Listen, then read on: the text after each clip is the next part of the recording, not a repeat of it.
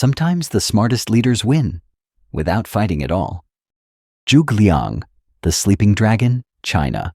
Born in the late Eastern Han Dynasty, Zhuge Liang grew up studying strategy, philosophy, and statecraft, earning a reputation as a quiet genius long before he ever commanded armies. By the time war engulfed the Three Kingdoms, his mind was considered as dangerous as any weapon, and when he was left defending a city with almost no soldiers against a massive approaching force, he relied on that reputation alone, ordering the gates opened and calmly playing music atop the walls, knowing the enemy commander feared hidden traps, and that fear of the unknown would force a retreat.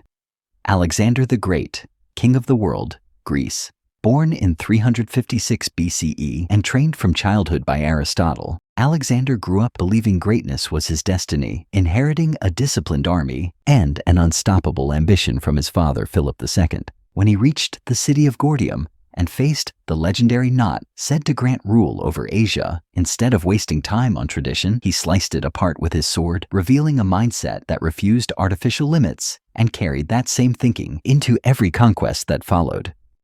Hannibal Barca, Rome's greatest nightmare, North Africa. Raised in a military family sworn to oppose Rome, Hannibal was trained for war from childhood and learned early that Rome expected predictable enemies. When the Second Punic War began, he chose the most dangerous route imaginable, marching his army and war elephants across the frozen Alps, sacrificing comfort and safety for total surprise. Emerging in Italy, where Roman defenses were weakest, and proving that the hardest path can be the most intelligent one.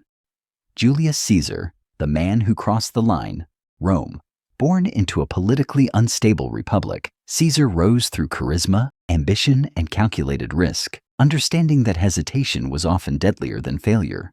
When the Senate ordered him to disband his army, he reached the Rubicon River, knowing that turning back meant ruin, so he crossed without delay, forcing Rome into civil war on his own terms and demonstrating that speed and decisiveness can redefine legality itself. Saladin, the just conqueror, the Middle East.